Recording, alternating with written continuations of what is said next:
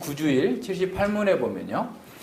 그러면 떡과 포도주가 그리스도의 실제하는 몸과 피로 변화됩니까? 답은 그렇지 않습니다. 세례의 물이 그리스도의 피로 변화되지 않고 죄 그 자체도 자체를 씻지도 않으며 단지 하나님께서 주신 표와 인 것처럼 주의 만찬의 떡도 비록 성례의 성격과 관례를 따라서 그리스도의 몸이라고 부를지라도 그리스도의 몸 그 자체가 되는 것은 아닙니다. 라고 그랬어요. 자, 이 말은 왜 나왔을까? 이 78문은 로마 카톨릭 교회는 화채설이라고 그래요. 화채설. 그러니까 이제 성만찬에 대해서 여러 가지 견해들이 있는데요. 로마 교회는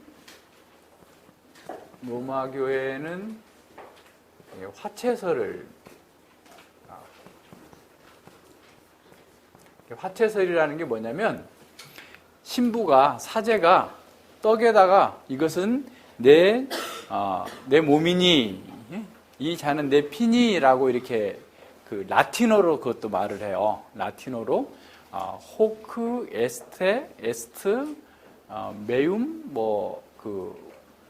하여튼 그런 게 라틴어로 그냥 이렇게 말을 하는데 호크 에스트 메움 코르푸스라고 하는 이게 내 몸이다 이런 말을 하면 그 말을 계속 반복함과 동시에 떡이 진짜 예수님의 살이 된다 하는 거예요. 예수님의 살이 되고 또 이 잔에 있는 포도주가 진짜 예수님의 피가 된다, 피가. 이렇게 생각을 하는 거예요. 그래서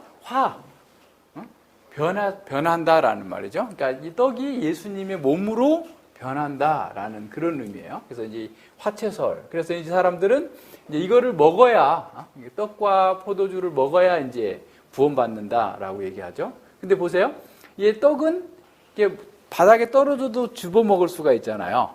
근데 이 포도주는 흘리면 못 집어 먹잖아. 그래서 포도주는 누구만 먹어요? 사제만 먹어요. 자기네들끼리만 먹고 이 일반 성도들한테는 주지 않죠. 이런 이게 화채설이라는 거예요. 이게 이제 고린도전서 찾아보세요. 고린도전서 11장 25, 27절을 보면, 그러니까 이제 24절 보세요.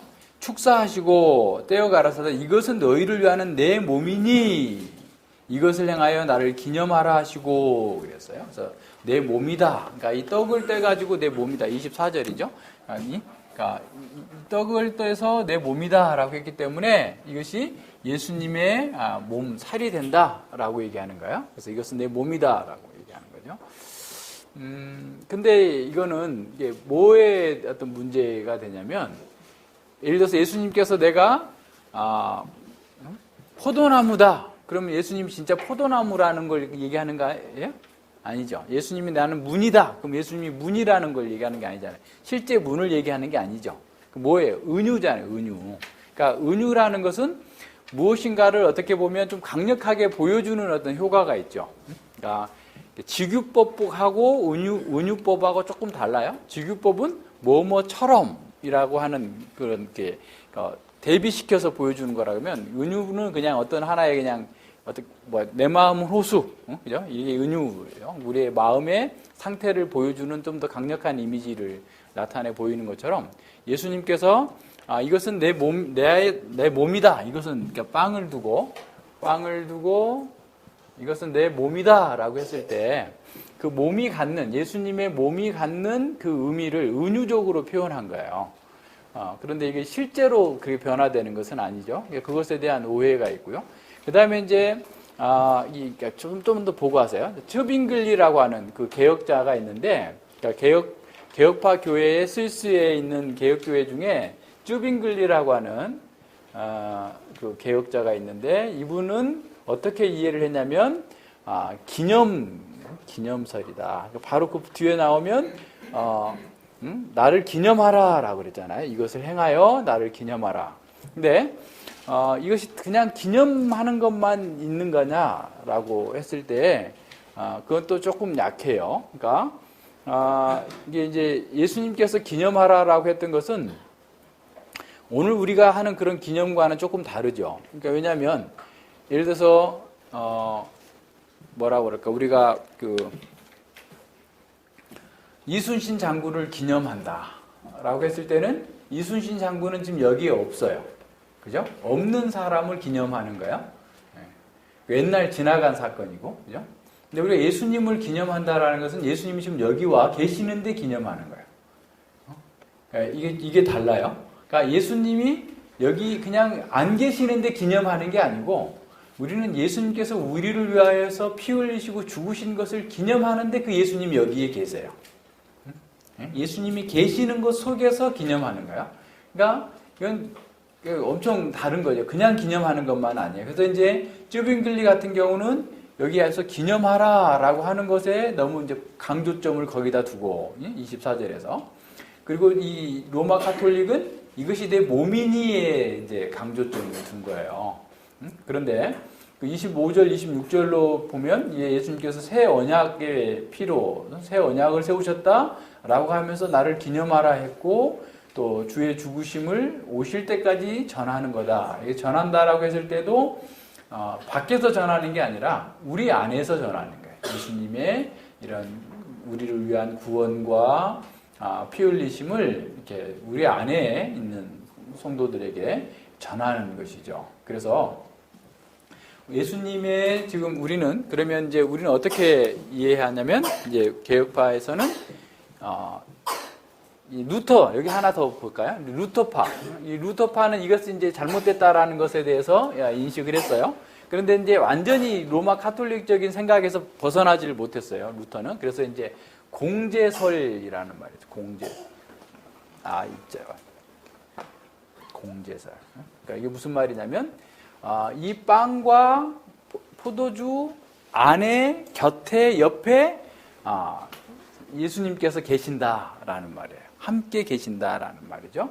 공제설이라고 생각합니다. 그러니까 이제 그런데 이게 이렇게 공제설이 되면 무슨 의미가 어떻게 되냐면, 예수님이 신성으로서는 편재하시잖아요.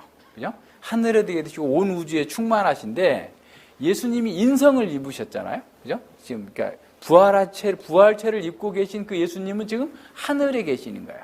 여기에 계신 게 아니고. 그죠? 그런 면에서 그러니까 부활하신 예수님도 지금 이 자리에 있는 것처럼 이제 생각하는 그런 오류 있는 거죠. 그래서 이제 우리 개혁주의에서는 기념설, 공제설, 화채설을 다 아니고, 근데 이제 우리는 여기다 그 보에도 뭐 기념하라라고만 쓰여 있죠. 실제로는 여기에 이제 영적 임재설이라고 그래요. 그러니까 예수님께서 우리 가운데 계시는 거죠. 그러니까 우리 가운데 계시면서 실제로 이것이 상징하는 것이지만, 또 우리가 이걸 여기서 지금 신앙 고백서에 표현해주고 있는 것처럼 우리가 이 양식을 먹고 마시는 것처럼 예수님께서 우리의 구원을 위하여서 피 흘리시고 또 우리가 예수님과 영적으로 연합됐다라고 하는 사실을 이 성만찬을 통하여서 더 깊이 깨닫게 만들어 주시는 거예요. 네, 그래서 그 부분을 우리는 잘 이해하면은 이 부분 이렇게 어렵지 않아요. 그래서 보세요. 그러니까 이제 이 신앙고백서 78문에서는 세례가 그리스도의 피로 우리가 죄를 씻는 것도 아니지만 그것은 단지 하나님의 주신 표와 인인 것처럼 만찬에서도 비록 성례의 성격과 관례를 따라서 그리스도의 몸이라고 부를지라도 그리스도의 몸 자체가 되는 것은 아니다. 그냥 빵은 빵이고 포도주는 포도주다. 그러면 이 79문에 이제 문제가 생기는 거죠. 그렇다면 왜 그리스도께서는 떡을 자기 몸이라고 하시고 잔을 자기 피 혹은 자기 피로 맺은 새 언약이라고 부릅니까? 라고 묻는 거예요. 그리고 사도 바울은 왜 주의 만찬을 그리스도의 몸과 피에 참여하는 것이라고 말합니까? 이 부분에 대해서 좀 더 분명하게 알려달라는 거죠. 그래서 그리스도께서 이렇게 말씀하시는 데는 중요한 이유가 있습니다. 그리스도께서는 떡과 포도주가 이 육신의 생명을 유지해 두시지. 그러니까 유지해 주듯이, 다시 말하면 우리의 음식을 먹어야 우리 육신이 건강한 것처럼 그분의 십자가에 못 박히신 몸과 흘리신 피가 우리의 영혼을 영원한 생명에 이르도록 하는 참된 양식과 음료라는 것을 그분의 만찬으로 가르쳐 주시는 거예요. 그러니까 예수님께서 흘리신 그 보혈과 예수님께서 흘리신 그 찢기신 살이 우리의 영원한 생명의 양식과 음료라. 다시 말하면 우리가 예수님의 그런 구속의 은혜가 없으면 우리는 살 수 없다. 구원이 없다라고 하는 사실을 보여주는 거란 말이에요. 그래서 요한복음 6장을 보세요. 요한복음 6장 51절과 55절을 보세요. 자, 나는 하늘로서 내려온 산떡이니 사람이 이 떡을 먹으면 영생하리라. 나의 줄 떡은 곧 세상의 생명을 위한 내 살이로다 그랬어요. 사람들은 5천 명을 먹인 사건을 가지고 계속해서 예수님께서 기적을 행해주고 먹여준다면 정말 잘 먹고 잘 사는 세상에 와서 유토피아가 이루어질 거다라고 생각을 하고 있지만 예수님께서는 그게 아니고 자신의 내가 하늘로서 내려온 산떡이기 때문에 이 떡을 먹어야 된다. 이 떡은 내 살이다. 예수님께서 죽어주셔야만 그리고 그것을 이렇게 먹는다라는 건 어떤 거예요? 믿는다. 예수님께서 나의 죄를 위하여서 살이 찢기시고 피 흘리셨다는 사실을 믿으면 그 사람은 영생을 얻을 것이다 라는 거예요. 그러면서 그 영생을 얻은 사람 55절에 내 살은 참된 양식이요 내 피는 참된 음료로다 그랬어요. 그러니까 예수님을 먹고 마시는 사람, 예수님께서 나의 죄를 위하여서 죽으시고 피 흘리시고 고난당하시고 부활하셔서 나에게 영적인 새로운 생명을 주셨고 그 생명에 내가 계속 참여함으로써 진정한 복을 누릴 수 있다. 영원한 생명을 누릴 수 있다라는 사실을 믿는 것, 이것이 진정으로 그분의 만찬에서 가르치는 거다라는 거예요. 그러니까 그러나 더욱 중요한 이유는 그죠? 그리스도께서는 이 보이는 표징과 보증을 통해서 우리가 다음의 내용을 확신하기를 바라신다라는 겁니다. 첫째, 성령의 역사하심을 통해서 우리가 그분을 기념하며 이 거룩한 표징들을 우리의 입으로 받아 먹는 것처럼 그렇게 확실하게 어떻게? 그분의 참된 살과 피에 참여합니다. 그러니까 예수님 안에 우리가 연합되는 거예요. 그러니까 이 성만찬에 그 지난주에도 봤던 것처럼 성만찬에 그 우리가 보통 먹는 양식이 우리의 육신의 피와 살이 되는 것처럼 성만찬을 통해서 주어지는 그리스도의 살과 피로서 우리에게 영원한 생명을 주고 영원한 예수 그리스도와 연합을 이루는 일치를 이루게 하시는 하나님의 방법이다라는 거예요.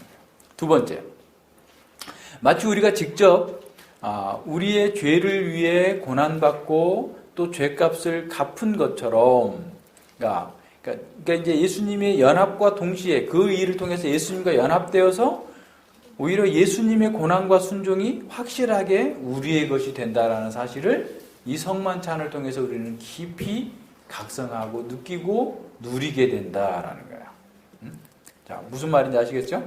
그래서 성만찬이 이것을 그러니까 이 표와 인이니까 가볍게 넘기면은 안 돼요. 그러니까 이게 이제 두 가지가 있겠죠.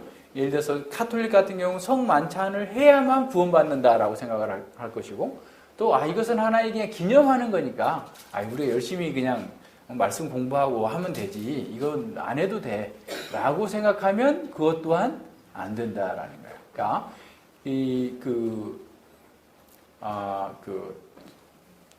창세기 17장 한번 보세요. 그 언약 할례 언약을 주시면서도 하나님께서 그 할례를 언약의 표라고 하시면서 그것을 안 하면 언약에서 끊어질 거다라고 얘기해요. 이게 굉장히 중요하죠. 그러니까 그러한 그 의미를 잘 생각해 봐야 돼요. 창세기 17장. 창세기 17장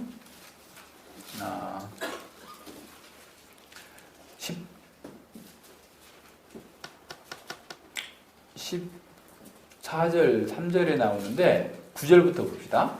하나님이 또 아브라함에게 이르시되 그런즉 너는 내 언약을 지키고 내 후손도 대대로 지키라. 너희 중 남자는 다 할례를 받으라. 이것이 나와 너희와 너희 후손 사이에 지킬 내 언약이니라. 너희는 양피를 베어라. 이것이 나와 너희 사이의 언약의 표징이니라. 대대로 남자는 집에서 난 자나 혹 너희 자손이 아니요 이방 사람에게서 돈으로 산 자를 물어나고 난 지 8일 만에 할례를 받을 것이니라. 너희 집에서 난 자든지 너희 돈으로 산 자든지 할례를 받아야 하리니 이에 내 언약이 너희 살에 있어 영원한 언약이 되려니와. 할례를 받지 아니한 남자 곧 그 양피를 베지 아니한 자는 백성 중에서 끊어지리니 그가 언약을 배반하였음이니라 그랬어요.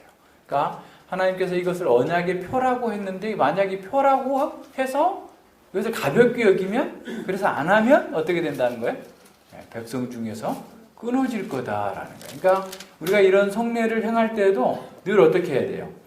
늘 정말 이것이 우리에게 진정한 생명을 주는 것으로 여길 정도로 소중하게 생각하고 그걸 받는 거예요. 그래서 이제 지난번에도 말씀드린 것처럼 성례는 말씀과 함께 보여지는 하나님의 그 은혜의 방편이에요. 보여지는 은혜죠. 그래서 마치 걸음과 같다고 그랬어요. 그래서 이 말씀이 물이라고 하면 걸음. 그래서 늘 함께 같이 가야 돼요. 말씀과 함께 성례가 주어질 때 우리는 그 성례 안에서 주어지는 하나님의 은혜를 더 깊이 깨닫고 그 은혜 가운데에서 이렇게 성장하도록 되어지는 거죠. 그래서 할 수만 있으면 매주마다 성례를 성찬을 하는 게 좋아요. 근데 이제 우리가 그런 여러 가지 여건이 안 돼서 그러긴 한데 내년부터는 한 달에 한 번 시작할 거예요. 그래서 이제 매월 말에 마지막 주에 이제 우리가 성찬을 계속 하는 방식으로 해서 제대로 알고 하지 않으면 그 문제가 될 수가 있죠. 그래서 그런 부분들을 잘 생각해서 할 수 있도록 봅니다. 그래서 내용들을 잘 생각해 보세요. 그래서 이제 성찬에 대해서 너무 가볍게 생각해서도 안 되고 그것이 마치 구원을 주는 것처럼 생각해서도 안 되고 단지 기념하는 것으로가 아니라 주님과 우리가 연합되어지는 놀랍고 귀한 은혜의 방편이다라고 하는 생각을 가지고 아주 귀하게 받고 잘 참여할 수 있기를 바랍니다. 기도합니다. 예, 하나님 아버지 감사를 드립니다. 주님께서 저희들에게 은혜를 베풀어 주시고 또 그 은혜를 저희들이 알고 누릴 수 있고 또 그 은혜 가운데서 성장할 수 있도록 하시기 위하여서 성만찬의 은혜를 허락해 주셨음을 인해 감사를 드립니다. 저희들이 여러 가지 잘못된 생각을 가지고 미신적으로 이 성만찬에 참여하거나 또는 자기 중심적인 생각 가운데에서 또 성만찬에 참여함으로써 성찬에서 하나님께서 우리에게 주시고자 하는 그 은혜의 풍성이 누리지 못하는 경우가 많이 있었음을 고백합니다.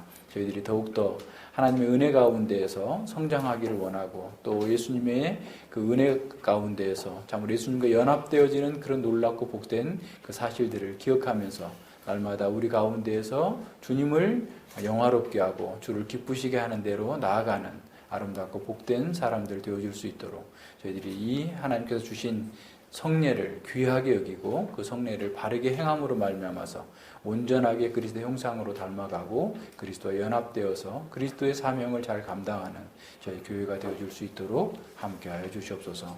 감사드리며 예수님 이름으로 기도드립니다. 아멘.